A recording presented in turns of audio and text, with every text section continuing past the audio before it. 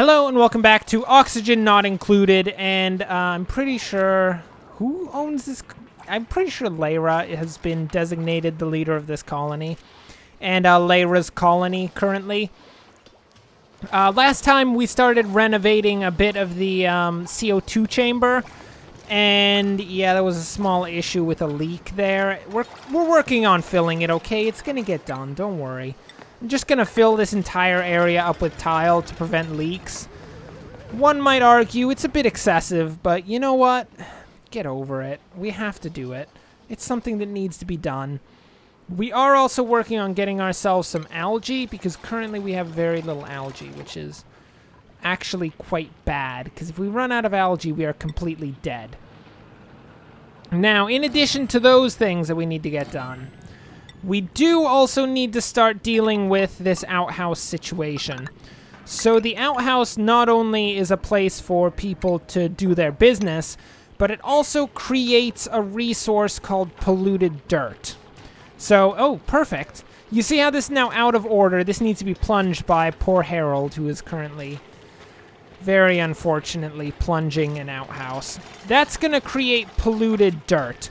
Now, this polluted dirt can be used to create fertilizer, but it also happens to create polluted oxygen that fills up this area and is very bad for the colonists. It'll basically cause them to get sick.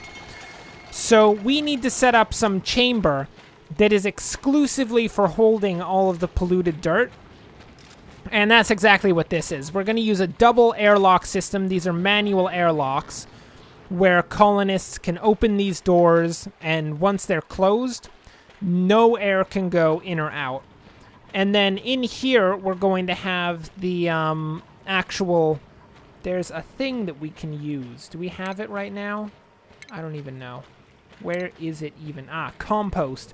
Compost is the thing that we want to set up in there. Basically, we'll put polluted dirt in there, and out will come fertilizer, which is good for farming once we get farming, which also, oddly enough, requires the farming research. Crazy concept. Crazy concept. So once those get set up, we should be in a good position to... I think at this point we need to kind of push out, because we really need the algae, and there's just not very much algae here. Now, the areas that have the most algae, we got a few biomes around us. This is like death. Basically, you die if you go in here. There's a lot of terrible stuff. There's like chlorine and hydrogen gas.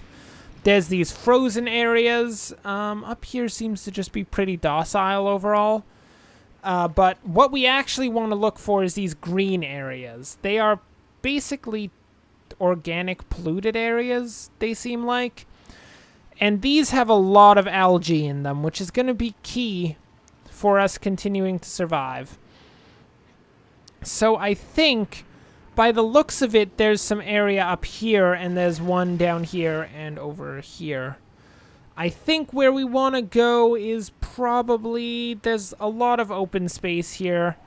This one looks like it could be a potential, but it's got this big polluted water area.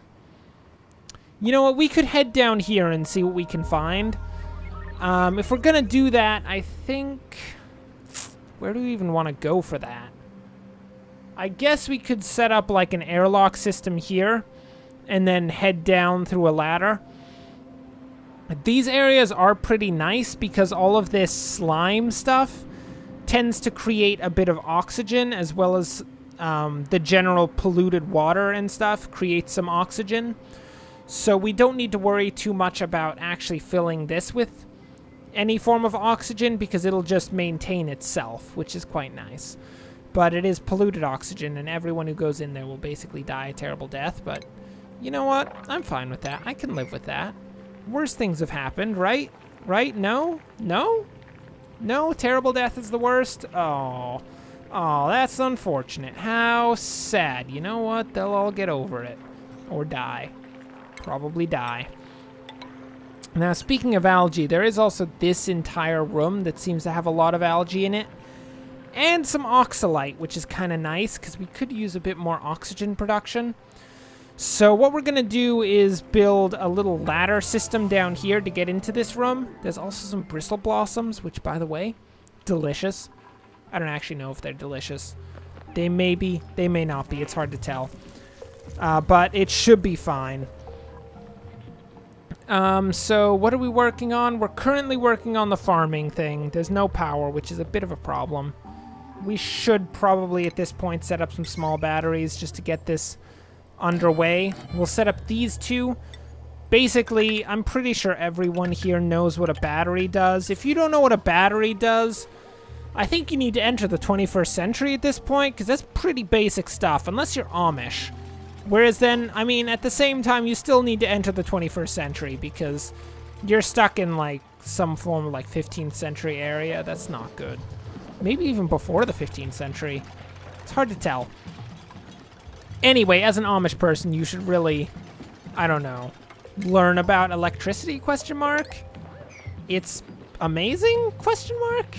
Yeah, electricity is pretty good. Anyway, we're going to store power in those just for everyone who isn't aware of exactly what a battery is. That's going to get set up, and it should be perfect. We'll be able to run these things overnight is actually a big one for the oxygen creators. That's huge. So in terms of our current production, okay. CO2 is not actually in an ideal position. There's a lot of it pooling up down here, which is just kind of going to happen at this point. It's going to be hard to fix. But once we get some more permeable tiles, we should be able to put in some permeable areas to better push this CO2 down into the CO2 room. Okay, things are going. Also, there's a lot of CO2 building up over here. But actually, oxygen levels are pretty okay. They're mostly high concentration, which is definitely ideal. I am sort of concerned about this oxalite. It does just so happen that we got a little room with a bit of water, and if that oxalite goes, the water could decide that it's like, oh, hey, look at all your nice machinery. I hope you like your machinery to be wet, and I'll be all like, no, mate, I really don't. Like, I appreciate it. I like that you're thinking about me and what you can do for me, but if you could not possibly mess up all my stuff. But then the water is going to be like, oh, oops, oh, I'm sorry, I spilt over everything. And of course, you can't stay mad at water forever, so you're going to be like, oh, okay, I forgive you. And then basically the water is just going to come back and absolutely wreck your face again. Water just doesn't care. It is a vicious, vicious mistress, if we are to call water a woman, which is kind of weird because that's personifying water. I don't like personifying the things that I drink. It's very strange. Anyway, we're gonna farm some of this algae and forget that that ever happened. We have a good 27,000 kilocalories, which is quite nice. It appears, luckily for the colony, that none of that is in mush bars. Good for you guys. You don't have to eat mush bars. You lucky, lucky buggers. Anyway, let's see if we can get the, where even does polluted dirt go? There it is. Polluted dirt's gonna head into this storage compactor, at least for now. You can see it. There it is, polluted oxygen. Given that we're getting it out so quickly, that shouldn't be too big of a deal. We're just gonna have a little bit of polluted oxygen down there, but that is not ideal. We'll get air scrubbers at some point that can get rid of that stuff, but I think we're under control for now. This room's gonna get filled up with just the worst oxygen you've ever seen. It's gonna basically be filled with smallpox constantly. Oh, it appears we've got research done. What do we got? We got some farming. So if we got farming, the next thing that we should do is probably work on... What should we work on? Well, we don't really need anything that's set up here initially. So I think we want to work towards gas permeable tiles, which is actually right there. So we're going to get gas piping done next. What we got from that is one, algae terrariums, and we're actually going to set up a couple of those down here. These guys, what they do is they take in both algae, water, and carbon dioxide, and they produce oxygen. So if we stick these down in the carbon dioxide rooms, that will allow the carbon dioxide to actually be dealt with instead of just sitting there. and it produces more oxygen, which is nice. In terms of food, we got some planter boxes, and we got compost, which is also important because we need to start working through that polluted dirt if we can at all get that done. So those algae terrariums are up and running. It is to be noted, these guys actually get an efficiency bonus if they are around lights, which is sort of important. So we're going to set up a little floor lamp there because apparently that's the best thing we have for lighting. Look, I didn't set this up. I didn't say that this was a good idea, but apparently the best form of lighting we have is just floor lamps. Good job, guys. Pretty sure floor lamps are, like, not ideal for algae terrariums. Oh, look at that go. So that's going to deal with the CO2 while creating breathable air, which is perfect. And it's going to create jobs for people because somebody has to move that water there. And I guess it's going to be Harold most of the time. Harold, why do you want to be a water mover? That's kind of weird. Anyway, it looks like... Travaldo, are you setting up that compost? Thank you very much, Travaldo. I very much appreciate that. That's very nice. So that compost should be set up. We'll be creating fertilizer soon enough. Man, this colony is really coming along, actually. It's moving quite swiftly. That is what you get for having actually done this previously. It's kind of useful, you know? Strange, you do something multiple times and apparently you become good at it? No. No, usually I do something multiple times and I just get worse at it. It's kind of unfortunate. Anyway, let's set up some planter boxes here just so we can get some, ideally, lice meal lice? Meat? Not meat. Meal lice. I'm pretty sure it's meal lice. Yeah, these things. Up and running so that people can eat what is basically a grub. You know what? I don't actually... Okay. I take it back. I do actually create the menu for these people, but you know what? I don't get to choose what I put on the menu because we only have limited stuff and it's mostly meal lice and I'm too lazy to farm anything else because it's way more effort than meal lice.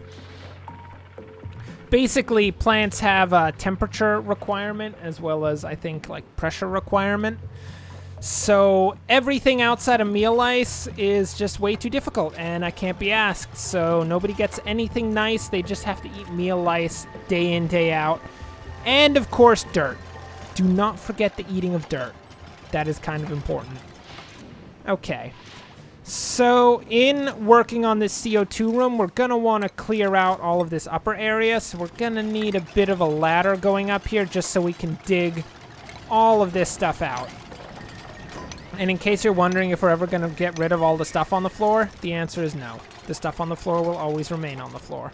Look, I've tried to pick up all of the sandstone, like copper ore and stuff, but the amount of storage compactors you need to fit all of the stuff that you get in the world is, quite frankly, ridiculous. I had like a bank of 20 of them and there was still stuff lying everywhere.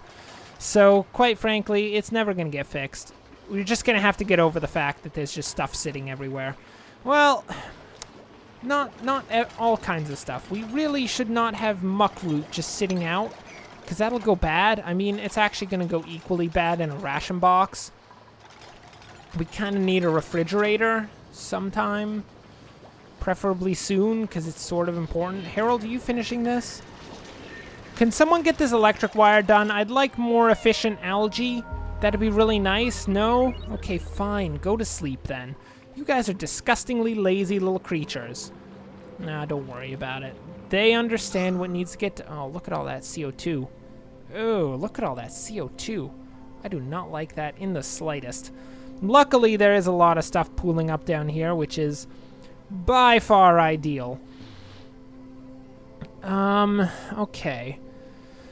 So we've got this big... I think the main portion of our colony is basically going to rise up from here to here so that we have as much verticality as possible, because all the CO2 over here is going to be a bit hard to funnel down into the CO2 room, especially as we move farther along. We basically need a CO2 chamber going over here, like a walkway, which is going to be a bit annoying.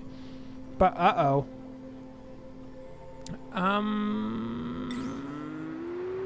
Okay, I see. It appears that we are about to have a terrible rupture and the water is going to get through. This is a problem. This is actually a very bad problem, actually. Can we prioritize this stuff up to level 9, please? Thank you very much. Can you build that? Thank you. Jeez, this water, it just does not care in the slightest. It is just trying to ruin our day constantly. Please, build those tiles. Secure this position. Man, I cannot wait. Cannot wait in the slightest until this water is completely gone. But then again, once that water is completely gone, we're going to have huge issues because it's going to be really, really hard to actually get any water once that's gone. Water is like the worst thing in the world. It's super abundant right now, but basically everything takes it, and it's going to be gone soon enough. It's a fleeting and sad resource that one day will no longer exist, and poor Lyra and Harold will have to go without water for the rest of their lives, which, luckily for them, is not that big of an issue, because apparently duplicates don't actually have to drink water. Fine, I see how it is.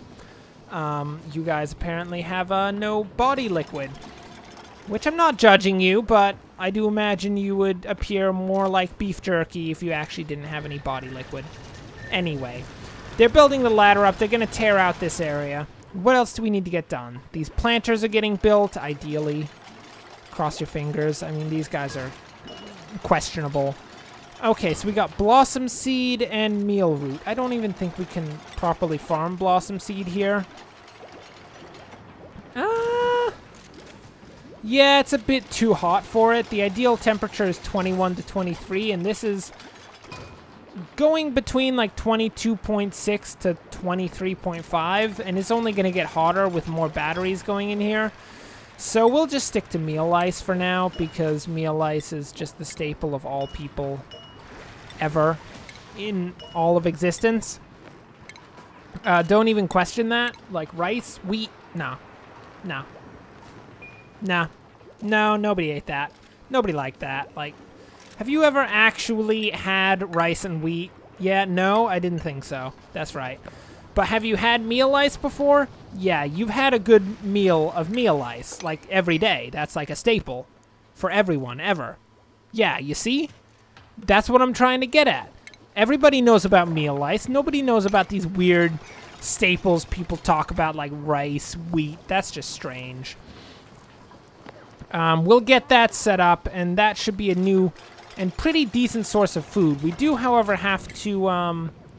this is, by the way, all of the different types of food that can be made in the colony. And we kind of need to stop people from eating meal ice, because we don't want them to do that. What we're going to do is... Oh, research complete. Nice. Instead of having people eat the meal ice, we're going to turn them into meal loaf, which actually creates more calories. And that's going to basically increase our food. So we don't want anyone eating the meal ice in case they waste resources, because that would be terrible. I do not like the wasting of resources, it must be said. Okay, here we go. With that research, we do actually have gas permeable tiles, which is quite nice. We'll get... Where's the refrigerator? There's a refrigerator here. It's right there. We need more advanced research. Nope, too lazy. Interior decorating, because clearly that's more important than a refrigerator. Quite clearly. Anyway. We just got the gas piping, so we got some stuff in plumbing for basically piping gas in different areas. Which, thinking about it, could be quite useful for filling up the CO2 room. But in addition, the big thing, we got these gas permeable tiles, which are really what we need to deal with to get this CO2 moving a lot more nicely. So we're going to have to tear off this top layer here, which will require, I think, building some tile across here just for scaffolding to allow us to get to all of this stuff. And these gas permeable tiles, basically, They are, as they say, gas permeable. So all of the CO2 will be able to fall through these directly into this CO2 chamber, which is going to be, quite frankly, beautiful. Travaldo, you doing okay on there? Yeah, Travaldo's really getting his workout on right now. It's ridiculous. Luckily, we don't use that much power on average, so not too many people need to do this all the time, because as soon as these get filled, they just stop doing the running, which is quite nice. Harold, what are you doing? Oh, he's picking up algae. That's quite nice. We do have the algae compactor, which is very important. How much algae do we have? We have 1,700 kilograms. That's not bad. I mean, that's not going to last forever, but we can deal with that. In terms of all the other work, things are right now apparently just getting done. Good for you guys. The gas permeable tiles are getting set up. The rest of the colony is just doing its thing. So especially the gas permeable tiles in the sleeping area are really important, because we do need, when people go to sleep, we can't have them sitting in like pools of CO2. Because if they do wake up because they can't breathe, that does cause some stress. And, you know, they woke up because they can't breathe, which, last I checked, is generally not a good thing. I don't know about you, but that's just kind of not the best thing in the world. Just saying. What is this? So we got 3 people. We got Otto, who actually appears to be really... You know, he looks pretty solid. I'm going to level with you. Oh, and he's got +5 creativity. Oh, mate. Like, I don't even care about these guys. Get in here, you creative Otto. Get up in here. Okay, so, in terms of jobs, I believe we had Art on Nisbet, who has creativity of 2, which is terrible.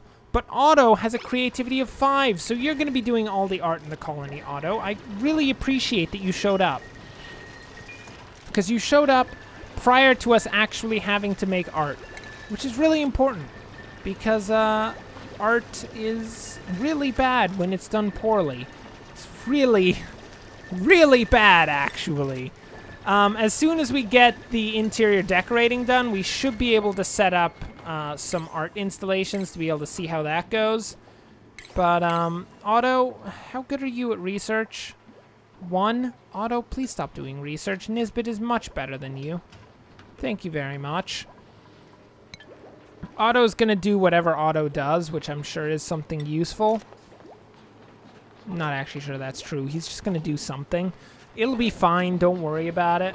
We're with this area basically dug out. We can deconstruct these tiles, and we just need to get a bit more done. Man, this is really coming along at this point. This is beautiful. Like, these guys have worked much harder than the majority of duplicants who come around actually work. Because generally duplicants are pretty lazy people. Just saying, small thing. But these guys are really getting it done. And with that nice commendation, which you usually don't get from the terrible omniscient voice in the sky, that will bring us for now to the end of this episode. Thanks for watching. If you enjoyed this, like and subscribe. Next time, our colonists will return, and probably we'll start trying to forge our way into one of these green areas so that we can start getting some resources out of there. But anyway, until next time, thanks for watching, and of course, as always, enjoy the rest of your day.